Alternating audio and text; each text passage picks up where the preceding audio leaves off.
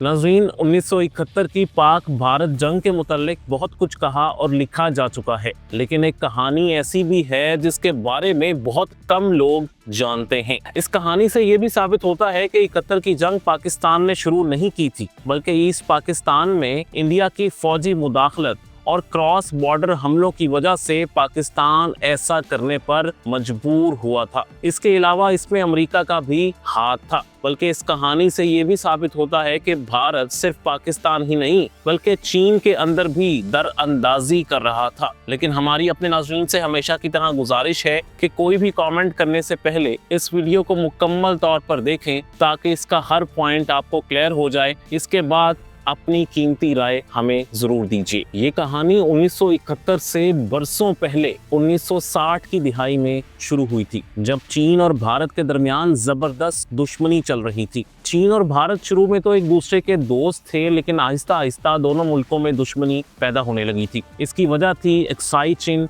और अरुणाचल प्रदेश के इलाके, जिन पर चीन अपना दावा करता था और उन्हें अपने तिब्बत रीजन का हिस्सा मानता था। दूसरी तरफ भारत इन इलाकों को अपना हिस्सा करार देता था। इन्हीं दोनों इलाकों के मामले पर 1962 में चीन और भारत के दरमियान एक जबरदस्त जंग भी हुई थी। इस जंग में चीन ने भारत को एक फैसला कुन शिकस्त देकर अक्साई चीन से निकाल बाहर किया था। चाइनीज फोर्सेस ने अरुणाचल प्रदेश में भी जबरदस्त पेशकदमी की थी और वहां भी कई इलाकों पर कब्जा कर लिया था। लेकिन जंग खत्म होने के बाद चीन ने अरुणाचल प्रदेश को तो खाली कर दिया, लेकिन अक्साई चीन का इलाका भारत को वापस नहीं किया गया। भारत आज तक ये इलाका वापस नहीं ले सका। इस इलाके के हाथ से निकलने के बाद भारत ने चीन के इलाके तिब्बत में बागियों को सपोर्ट करना शुरू कर दिया, बल्कि उन्हें असलहा और ट्रेनिंग भी देना शुरू कर दी। इस काम में अमरीकी CIA भी इसके साथ थी। अमेरिका चीन का इसलिए दुश्मन था क्योंकि चीन सोवियत यूनियन की तरह एक कम्युनिस्ट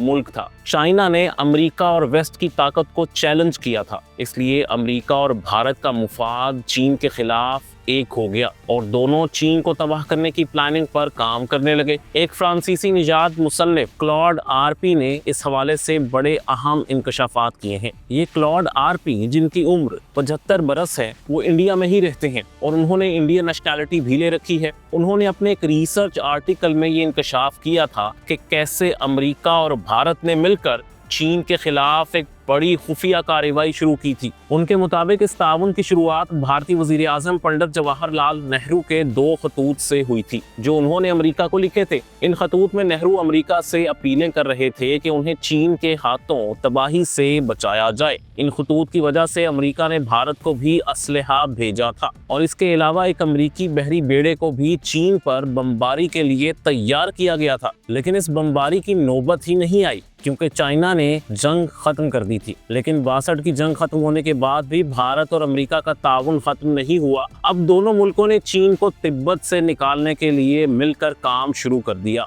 डिक्लासिफाई की गई अमेरिकी दस्तावेजात और एक किताब CIA secret war in Tibet के मुताले से भी ये बात सच साबित होती है। क्लॉड आरपी ने भी इन दस्तावेजात और इस किताब के हवाले दिए हैं। इन इंकशाफात से हमारे सामने जो कहानी बनती है, इसमें पंडित नेहरू के बहुत ही करीबी साथी, जिन्हें एक तरह से नेहरू का राइट हैंड भी समझा जाता था, इनका किरदार सबसे अहम था। पंडित नेहरू के ये साथी BN मलिक थे, जो इंडिया की इंटेलिजेंस ब्यूरो यानी IB के सरबराह थे। उन्हें 1964 में भारत का तीसरा बड़ा सिविल अवार्ड पद्मा भूषण से भी नवाजा गया था। अमेरिकी CIA ने जब चीन के खिलाफ कार्रवाई के लिए पंडित नेहरू से राब्ता किया तो नेहरू ने ये जिम्मेदारी BN मलिक को सौंप दी कि वो CIA से मामलात तय करें। BN मलिक ने CIA के एहलकारों से मुलाकातें की, लेकिन वो बहुत खौफजदा थे और ये नहीं चाहते थे कि चीन को किसी तरह भी ये इल्म हो कि इंडिया अमेरिका से मिलकर चीन को नुकसान पहुंचा रहा है। वो जानते थे कि अगर चीन को हकीकत का इल्म हो गया तो भारत के लिए बहुत सी मुश्किलात खड़ी हो सकती हैं। मुमकिन था कि चीन भारत से कोई नई जंग छेड़ देता, जिसके लिए जाहिर है इंडियन गवर्नमेंट हरगिज तैयार ही नहीं थी। नई दिल्ली किसी नए शिकस्त का बोझ नहीं उठा सकती چاہتی تھی۔ اس لیے بی این ملک نے CIA اہلکاروں سے ہر ملاقات میں یہ درخواست کی کہ اس معاملے میں انڈیا کا نام نہیں لیا جائے گا۔ CIA کے اہلکاروں نے انہیں یقین دلایا کہ اس معاملے میں کسی بھی جگہ بھارت کا نام نہیں آئے گا۔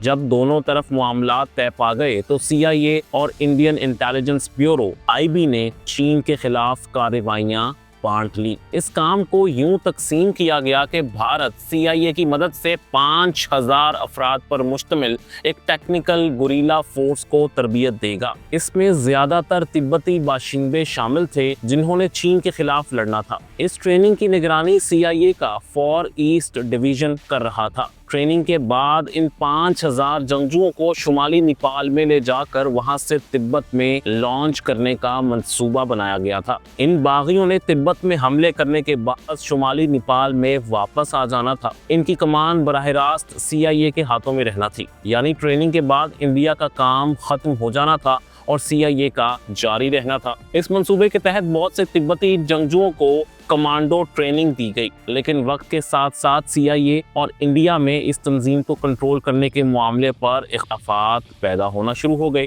جلد ہی یہ اختلافات اس حد تک پہنچ گئے کہ CIA نے اس منصوبے سے ہاتھ کھینچ لیا اور اس تبتی فورس کو انڈیا کنٹرول کرنے لگا۔ بھارت نے اس فورس کو اسپیشل فرنٹیئر فورس یعنی SFF کا نام دے کر اپنے انڈر کر لیا۔ اس کے بعد اسے اسٹیبلشمنٹ 22 کا نام بھی دیا گیا تھا۔ CIA اس منصوبے سے پیچھے ہٹنے کے بعد بھارتی حکومت کے لیے یہ ناممکن تھا کہ وہ تنہا اس فورس کو چین کے خلاف استعمال کرے، اس لیے اس فورس کو کبھی چین کے خلاف استعمال ہی نہیں کیا گیا۔ لیکن بھارتی حکومت CIA کی اس تربیت یافتہ فورس کو ایک نئے منصوبے کے لیے تیار کر رہی تھی۔ یہ منصوبہ تھا ایسٹ پاکستان کو باقی پاکستان سے الگ کرنے کا منصوبہ۔ بھارتی خفیہ ایجنسی را نے 1971 سے پہلے ہی اس منصوبے پر کام شروع کر دیا تھا۔ اس مقصد کے لیے SFF کو 1967 میں باقاعدہ طور پر انڈیا کی خفیہ ایجنسی را کے حوالے کر دیا گیا تھا۔ پھر 1971 میں اس فورس کو ایسٹ پاکستان میں کراس بارڈر اٹیکس کے لیے استعمال کرنے کا فیصلہ کیا گیا۔ 1971 میں مشرقی پاکستان میں حالات بہت خراب ہو چکے تھے۔ وہاں علیحدگی پسندوں نے بھارت کی مدد سے خفیہ طور پر بہت سا اسلحہ جمع کر لیا تھا۔ مارچ 1971 میں پاک فوج نے آپریشن سرچ لائٹ شروع کر دیا، جس دوران پورے مشرقی پاکستان میں شدید جنگ ہوئی۔ پاک فوج نے زیادہ تر باغیوں کا صفایا کر دیا اور علیحدگی پسند فرار ہو کر بھارت چلے گئے۔ بھارتی حکومت نے ان لوگوں کو ویلکم کیا اور انہیں فوجی ٹریننگ دینا شروع کر دی۔ حالانکہ 1965 کی پاک بھارت جنگ کے بعد معاہدہ تاشکند میں دونوں ملکوں نے آئندہ جنگ سے بچنے کا وعدہ کیا تھا، لیکن ایسا لگتا ہے کہ بھارتی حکومت اس معاہدے کی خلاف ورزی کرتے ہوئے جنگ کا منصوبہ بنا رہی تھی۔ مئی 1971 میں انڈیا کے آرمی چیف سیم مانک شاہ نے مشرقی پاکستان کے سرحد کے ساتھ تعینات انڈین آرمی کی ایسٹرن کمانڈ کو خفیہ طور پر ایک حکم بھیجا۔ اس سیکرٹ آرڈر کو آپریشن انسٹرکشن 52 کا نام دیا گیا تھا۔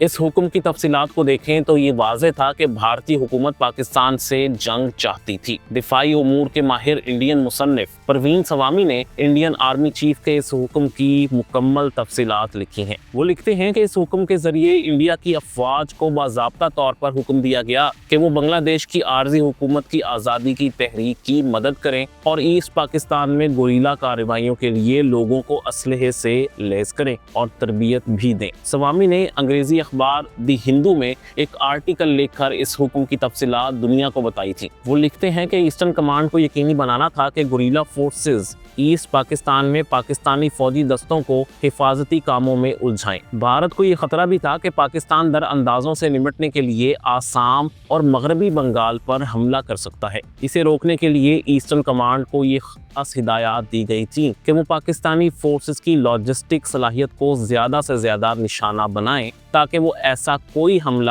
نہ کر سکے۔ ایسٹرن کمانڈ کو یہ بھی حکم دیا گیا تھا کہ جب آخرکار پاکستان ہمارے خلاف جنگ چھیڑے گا تو یہ گوریلا فورسز ریگولر انڈین فوج کے شانہ بشانہ استعمال کی جائیں گی، یعنی بھارت کو معلوم تھا کہ پاکستان کو آخرکار جنگ پر مجبور کیا جائے گا۔ ان احکامات کی وجہ سے بہت سے ماہرین یہ سمجھتے ہیں کہ 1971 کی جنگ دراصل بھارت شروع کر رہا تھا، یعنی انسٹرکشن 52 کے تحت इंडियन फौज को हुक्म दिया गया था कि वो पाकिस्तान से जंग का माहौल तैयार करें, यानी एक ऐसा जाल बिछाएं कि पाकिस्तान ना चाहते हुए भी फौजी कार्रवाइयां बढ़ाने पर मजबूर हो जाए। फिर जब पाकिस्तान इसकी मर्जी के मुताबिक जंग पर तैयार हो जाएगा तो हमले का इल्जाम पाकिस्तान पर लगाकर इसे जंग में घसीट लिया जाएगा। कम से कम पाकिस्तान की हद तक तो इस मामले को ऐसे ही समझा जाता है, लेकिन भारत इससे साफ इनकारी है। बहरहाल हम इस दिलचस्प कहानी को आगे बढ़ाते हैं। इंस्ट्रक्शन 52 जारी होने के बाद ईस्टर्न कमांड ने इस हवाले से मजीद अहकामात भेजना शुरू किए। बड़े पैमाने पर तैयारियां शुरू हो गई, लेकिन ईस्टर्न कमांड की तरफ से जिस अफसर को सबसे अहम जिम्मेदारी सौंपी गई वो ब्रिगेडियर सुजन सिंह ओबन थे। वो जंग के बाद मेजर जनरल के ओहदे तक पहुंचे और इसी ओहदे से रिटायर्ड हुए। ब्रिगेडियर ओबन एक आर्टिलरी ऑफिसर थे, यानी तोपखाने के अफसर थे। उन्हें CIA की तरबियत याफ्ता स्पेशल फ्रंटियर फोर्स का सरबराह मुकर्रर कर दिया गया। इंडियन राइटर परवीन सवामी लिखते हैं कि जुलाई 1971 में पहले गुरीला फोर्सेस को मदारीपुर से सरहद पार दरअंदाजी करवाई गई। पहले मरहले में 110 गुरीलों का ग्रुप भेजा गया, जिसने चाय के बागा, दरिया की कश्तियों और रेलवे ट्रैक्स को तबाह किया। यानी सिविलियन टारगेट्स पर भरपूर हमले किए गए ताकि पाकिस्तानी फौजी दस्ते उलझ जाएं, ईस्ट पाकिस्तान में हर जगह गैर महफूज हो जाए और इन जगहों की हिफाजत के लिए हर जगह आर्मी को तैनात करना पड़े। ईस्ट पाकिस्तान में पाक फौज की तादाद 50,000 से भी कम थी। इतनी थोड़ी फौज के साथ इतने बड़े इलाके के चप्पे चप्पे को सिक्योरिटी देना उनके लिए नामुमकिन था। इस बात का फायदा भारतीय दरअंदाजों ने उठाया और मजीद हमले करना शुरू कर दिए। इन हमलों में SFF भरपूर तरीके से हिस्सा ले रही थी। इस फोर्स ने बाकी दरअंदाजों से मिलकर मशरकी पाकिस्तान की मईशत को शदीद नुकसान पहुंचाया। ढाका, कोमिला और चिटागोंग के दरमियान मवासलात को भी तबाह कर दिया गया। इसके बाद SFF के साथ इंडिया में दाखिल होने वाले बंगाली मुहाजिरीन को भी इस्तेमाल किया गया। इनके लिए ट्रेनिंग कैंप कायम किए गए और आज़ादी का ख्वाब दिखाकर उन्हें ट्रेनिंग कैंप्स में लाया जाने लगा और वहां उनकी फौजी तरबियत शुरू कर दी गई। सवामी लिखते हैं कि सितंबर 1971 तक इंडियन तरबियती कार्रवाइयों में ड्रामाई तोसी हो चुकी थी और हर माह 20,000 गुरीलों को तैयार किया जाने लगा। हर कैंप में 100 गुरीलों की ट्रेनिंग के लिए 8 इंडियन फौजी तैनात किए जाते थे। नवंबर 1971 के आखिर तक 83,000 से जायद गुरीलों को तरबियत दी जा चुकी थी। इनमें से 51,000 मशरकी पाकिस्तान में काम कर रहे थे। ये एक ऐसा गुरीला ऑपरेशन था जो शायद इस वक्त तक का सबसे बड़ा ऑपरेशन था। इन 51,000 गुरीलों के साथ भारत ने SFF के 1800 कमांडोज भी मशरकी पाकिस्तान और खास तौर पर चिटागोंग के पहाड़ी इलाकों में भेजे। सवामी लिखते हैं कि चिटागोंग के पहाड़ी इलाकों में ब्रिगेडियर ओबन ने CIA के तरबियत याफ्ता तिब्बतियों को भेजा। इन तिब्बती बाशिंदों की शनाख्त छुपाने की भरपूर कोशिश की गई। हर मुमकिन ख्याल रखा गया कि किसी तरह ये साबित ना हो सके कि इन तिब्बती बाशिंदों का इंडिया से कोई ताल्लुक है। इसके लिए बुल्गारिया और ख़ास तौर पर असॉल्ट राइफल्स इंपोर्ट की गईं और अमेरिका से कार्बाइन्स मंगवाई गईं। तिब्बती जंगजू इन्हीं हथियारों का इस्तेमाल करते थे। वो इंडियन हथियार इस्तेमाल नहीं करते थे ताकि अगर वो पकड़े भी जाएं तो पाकिस्तान किसी फोरम पर ये साबित ना कर सके कि इन लोगों का भारत से कोई ताल्लुक है। सवामी के मुताबिक रॉक स्पाई मास्टर रामेश्वर काओ की बराह रास्त कमान में ब्रिगेडियर ओबन की फौज ने पाक आर्मी को कम दर्जे की सरहदी झड़पों में मसरूफ रखा। नवंबर 1971 में मशरकी पाकिस्तान में इस कम शिद्दत की जंग ही ने पाकिस्तान को दबाव कम करने के लिए आखिरकार 3 दिसंबर को बड़े इंडियन फिजाई अड्डों पर हमला करने पर मजबूर कर दिया। यानी इंडियन प्लान कामयाब हो गया कि पाकिस्तान को इतना नुकसान पहुंचाया जाए कि वो जंग में पहल कर दे। सवामी लिखते हैं कि 3 दिसंबर से ब्रिगेडियर ओबन की फोर्स ने टेररिज्म की एक गैर मामूली मुहिम शुरू की। इस फोर्स ने ईस्ट पाकिस्तान में कई अहम पुल भी तबाह कर दिए। इनकी कार्रवाइयों की वजह से पाक फौज को मुतासिरा इलाकों में बार बार कार्रवाई करनी पड़ी और अहम पुलों की हिफाजत के लिए इजाफी दस्ते तैनात भी करने पड़े। इस वजह से पाकिस्तान की 97 इंडिपेंडेंट ब्रिगेड और क्रैक 2 कमांडो बटालियन चिटागोंग के पहाड़ी इलाकों में आखिरी वक्त तक मसरूफ रहीं। इस तरह वो जंग के दौरान भारतीय फौज के खिलाफ कोई एक्शन नहीं ले सकी। लेकिन ऐसा हरगिज नहीं था कि SFF को कोई नुकसान नहीं पहुंचा। पाक फौज के साथ झड़पों में उसे भारी जानी नुकसानात भी उठाने पड़े। इसके 56 डर अंदाज मारे गए और 190 जख्मी हुए। भारत ने बाद में इस फोर्स के लोगों को बड़े बड़े इनामात से भी नवाजा। यहाँ एक बड़ी बात जो परवीन सवामी ने लिखी है, इसका जिक्र करना भी बहुत जरूरी है। वो ये है कि परवीन सवामी के मुताबिक SFF यानी भारत और CIA के तरबियत याफ्ता तिब्बती जंगजुओं ने ह्यूमन राइट्स की भी कई बार वायलेशंस की। वो पाकिस्तान के हमदर्दों और नस्ली बहारी आबादियों को निशाना बनाने वाली इंसानी हुकूक की बड़े पैमाने पर खिलाफ वर्जियों के भी जिम्मेदार थे। 16 दिसंबर 1971 को पाक फौज के कमांडर जनरल नियाजी के हथियार डालने से जंग खत्म हो गई, लेकिन SFF को खत्म नहीं किया गया। ये फोर्स फिर 1984 में ऑपरेशन ब्लू स्टार के दौरान सिखों के खिलाफ इस्तेमाल की गई। इसके अलावा इसे 1999 की कारगिल जंग में भी इस्तेमाल किया गया। नाज़रीन, इस कहानी को शायद इंडिया से हमारे कुछ नाज़रीन तस्लीम ना करें, लेकिन हकीकत ये है कि ये कहानी भारतीय राइटर्स ने ही लिखी है। उन्हीं के जरिए ये हम तक पहुंची है, जिसमें खास तौर पर परवीन सवामी का नाम लिया गया है। इसके अलावा भी कई इंटरनेशनल राइटर्स ने इस बारे में बहुत कुछ लिखा है। ईस्ट पाकिस्तान जो अब बांग्लादेश है, इसमें भारतीय मुदाखलत कोई कहानी नहीं बल्कि एक हकीकत है जिसे भारत के लीडर भी तस्लीम करते हैं। अगर आप 1965 की पाक भारत जंग और कारगिल की कहानियां देखना चाहते हैं तो ये 2 लिंक्स आपकी स्क्रीन पर मौजूद हैं, और इस तीसरे लिंक पर क्लिक करके आप 1971 में कराची पर हमले की पूरी वीडियो भी देख सकते हैं।